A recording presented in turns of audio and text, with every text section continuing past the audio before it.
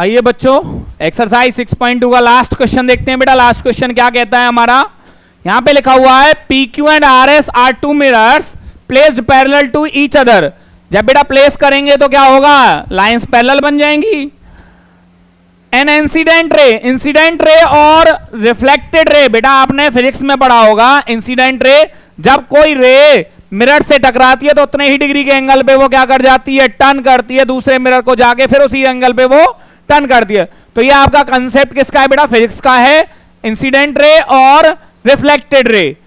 तो वो क्या बेटा, an incident ray strikes AB at mirror PQ at B and reflected ray moves along the path BC, कि वो यहां से मूव करके जाती है, फिर RS को वो क्या करती है, स्ट्राइक करती है, और CD पे क्या हो जाती है बेटा, वो CD पे वो मूव कर जाती है। हमें ये प्रूव करना है, prove that AB parallel to CD, की जिस एंगल पे वो स्ट्राइक कर रही थी उसी एंगल पे वो मुड़ेगी तो वो लाइंस पैरेलल में कन्वर्ट हो जाएंगी। तो बेटा देखते हैं यहां पे क्या है हमारे पास, गिवन क्या कहता है हमारे साथ पहले क्या है बेटा, PQ parallel to RS, PQ parallel to RS, AB क्या है बेटा, AB is a ray of incident and CD is a ray of reflection, reflected ray of reflection या रिफ्लेक्टेड हम कह सकते हैं बेटा। टू प्रूव क्या करना है हमें,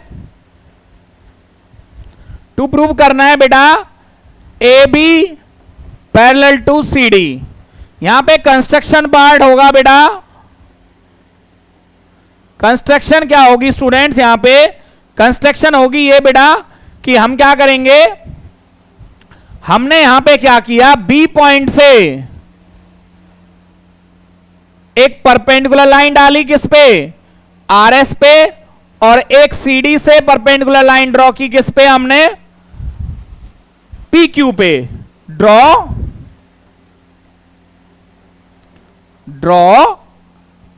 BM कह दो इसको, और इसको कह दो बेटा CN, क्या कह दो इसको, draw BM perpendicular on RS and CN perpendicular on PQ। हमारा ये कंस्ट्रक्शन पार्ट होगा जो हमने यहां पे कंस्ट्रक्शन किया, और बहुत ही इंपॉर्टेंट पार्ट है बेटा हमारा, क्या है ये, बहुत ही इंपॉर्टेंट पार्ट है। उसके बाद हमने एक नंबरिंग की, वो नंबरिंग क्या है बेटा, एंगल 1, एंगल 2, यहां पे एंगल 3 और यहां पे एंगल 4। हमने ये क्या कहा, ये हमने यहां पे नंबरिंग की। फिर आए बेटा हम सॉल्यूशन पे। सॉल्यूशन पे हमने क्या काम किया, आपको एक चीज पता होगी बेटा, रेक्टेंगल की प्रॉपर्टीज क्या कहती हैं, रेक्टेंगल की प्रॉपर्टीज कहती हैं कि all angles are right angle and opposite sides are parallel, all angles are right angle and opposite sides are parallel. तो वहां से हमने क्या किया, पहले मैंने क्या किया, यहां से लेता हूं मैंने कहा PQ पैरेलल टू RS, ये क्या है बेटा मुझे गिवन। फिर मैंने क्या कहा, BM perpendicular on RS and CN perpendicular on PQ। ये किससे हुआ बेटा मेरा, बाय कंस्ट्रक्शन। अब परपेंडिकुलर डिस्टेंस जो होता है बेटा 90 डिग्री का एंगल होता है, वो पैरेलल लाइंस के बीच में जो परपेंडिकुलर डिस्टेंस होता है वो हमारा ऑलवेज होता है। Therefore BM parallel to CN, BM parallel to CN। और इसका क्या रीजन है बेटा, perpendicular lines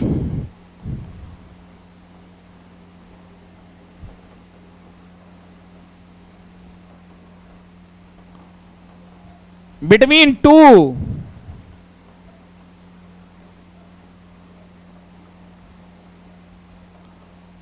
are always parallel. जब तक हम ये काम नहीं करेंगे बेटा, हमारे इस क्वेश्चन का सॉल्यूशन किसी भी तरीके से पॉसिबल नहीं होगा। तो अब देखते हैं बेटा इससे क्या मिलता है हमें, थोड़ा सा मूव करते हैं इसको।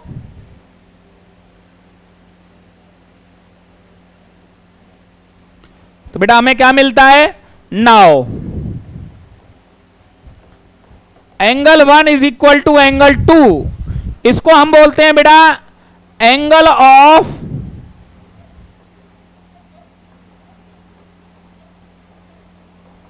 Incident is equal to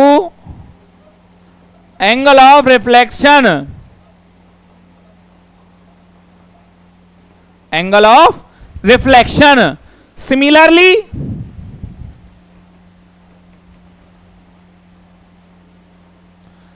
angle 3 equal to angle 4, कि भैया जब बी से वो रे जा रही है तो वो सी पे जा रही है और डी पे मुड़ रही है, तो यहां पे भी एंगल ऑफ इंसिडेंट बना और एंगल ऑफ रिफ्लेक्शन बना। तो ये मेरा क्या आया बेटा यहां पे इक्वेशन 1 और ये मेरे पास आई equation 2। But angle 2 is equal to angle 3। अब ये ढूंढना है कि एंगल 2 और एंगल 3 क्यों इक्वल है, क्योंकि मैंने जो पैरेलल प्रूव किया था BM पैरेलल टू CN वो इसी पॉइंट के लिए किया था, because BM parallel to CN and BAC is a transversal, और ये क्या है बेटा एक ट्रांसवर्सल है। क्या है, ट्रांसवर्सल।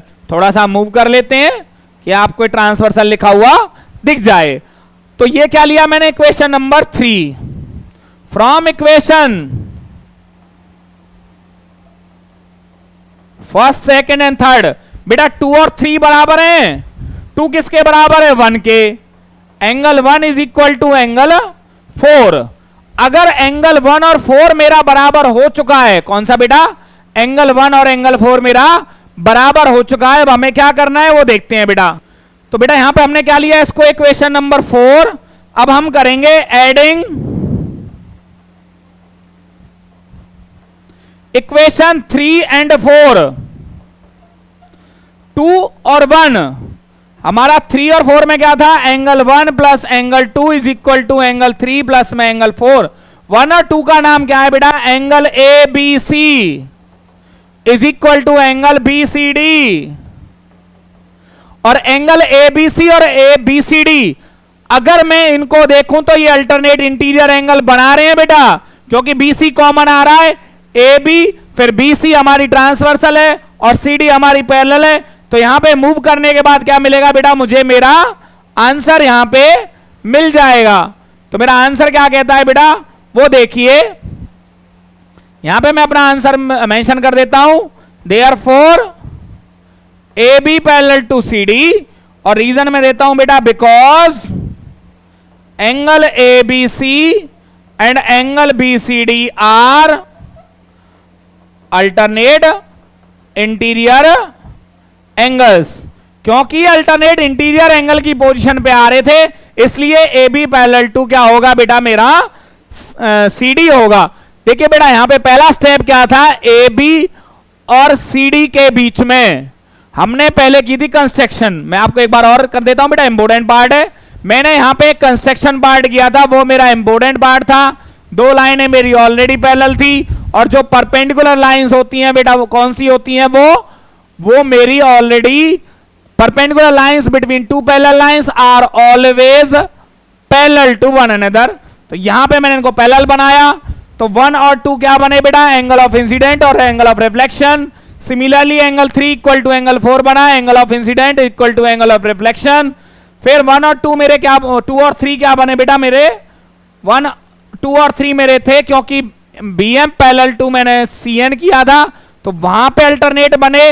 तो इस तरीके से मेरा 1 और 4 बनाया, इक्वेशन 3 और 4 को मैंने ऐड किया, और मेरे पास जो एंगल बने वो अल्टरनेट इंटीरियर एंगल की पोजीशन पे आ रहे थे, और वहां से मेरा क्या हुआ बेटा, मेरा AB पैरेलल टू CD को मैंने पैरेलल किया। तो स्टूडेंट्स आप स्टेप बाय स्टेप पूरा क्वेश्चन देखेंगे और आपको पूरे क्वेश्चन एक्सरसाइज का आपको आंसर मिल जाएगा। ओके स्टूडेंट्स, यहां पे हमारा 6 चैप्टर कंप्लीट हो जाता है बेटा। पूरा चैप्टर यहां पे हमारा इन्हीं वीडियोस के साथ पूरा हो जाता है। मिलते हैं बेटा अगले चैप्टर के साथ।